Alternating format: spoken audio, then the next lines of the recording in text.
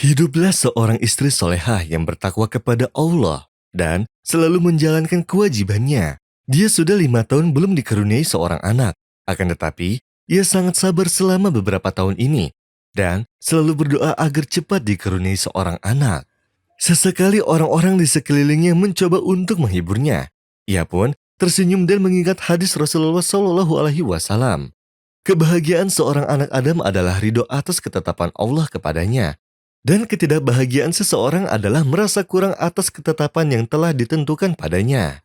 Di akhir tahun kelima, Allah mengabulkan doanya sehingga ia pun hamil. Ia sangat senang sekali dan bersujud syukur kepada Allah. Dan di bulan keempat dari kehamilannya, ia pergi bersama suaminya ke dokter kandungan untuk konsultasi tentang persalinannya.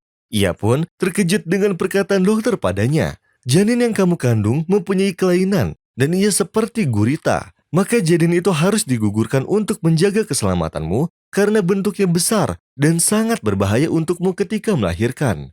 Kedua pasangan tersebut pun pergi ke lebih dari satu dokter dan hasilnya tetap sama. Sang istri pun menolak untuk menggugurkannya, sedangkan si suami menekannya karena pentingnya menggugurkan janin tersebut demi keselamatan istrinya. Sang suami berkata, "Maka kenapa harus menunggu beberapa bulan untuk melahirkan anak gurita?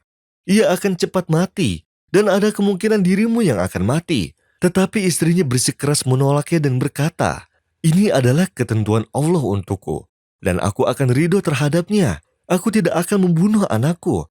Dan barang siapa yang ridho atas qada Allah, maka Allah akan meridhoinya dengan sebaik-baiknya qada."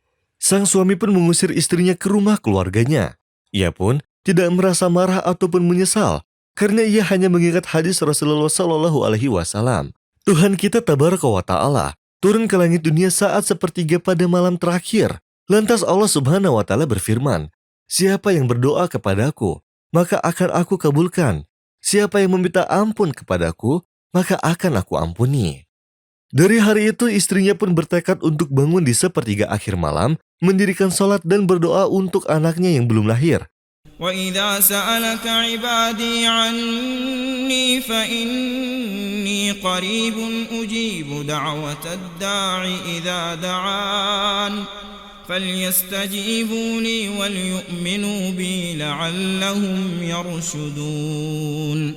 Meskipun lelah yang diderita dari kehamilan dan kurangnya tidur, setiap hari di sepertiga akhir malam ia selalu menghadap pada sujud di tempat salatnya dan bersujud kepada Allah dengan khusyuk, serta meminta diberikan rezeki seorang anak laki-laki atau perempuan dengan sehat dan baik.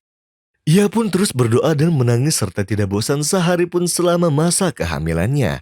Meskipun badannya sudah terasa lelah, ruku dan sujud sudah sulit, tetapi ia tidak putus asa ataupun mengeluh meskipun sampai datang waktu melahirkan. Kemudian di sini terjadilah sebuah keajaiban, di mana suami pun keluar rumah seakan tidak percaya dan bergegas ke rumah sakit. Karena apa yang didengarnya berbanding terbalik, serta keluarga istrinya pun menghubunginya dan berkata, "Kemarilah, lihatlah anakmu." Maka apa yang dikatakan tentang sang janin mempunyai kelainan-kelainan seperti gurita itu tidaklah benar, melainkan sang istri melahirkan 4 anak, yaitu 2 perempuan dan 2 laki-laki yang terkumpul di rahim ibunya. Pantas saja pada saat itu bentuk janinnya seperti satu tubuh dengan beberapa jari. Perangkat radiografi pun tak mampu mengungkapnya. Sang istri soleha pun tersenyum bahagia yang selamat dari qada Allah dan ridho dengan apa yang ditakdirkan untuknya. Ia pun memaafkan suaminya setelah ia meminta maaf kepadanya, serta air mata pun membasahi kedua matanya. قل اللهم مالك الملك تؤتي الملك من تشاء وتنزع الملك ممن تشاء وتعز من تشاء وتذل من تشاء بيدك الخير إنك على كل شيء قدير تولج الليل في النهار وتولج النهار في الليل وتخرج الحي من الميت وتخرج الميت من الحي وترزق من تشاء بغير حساب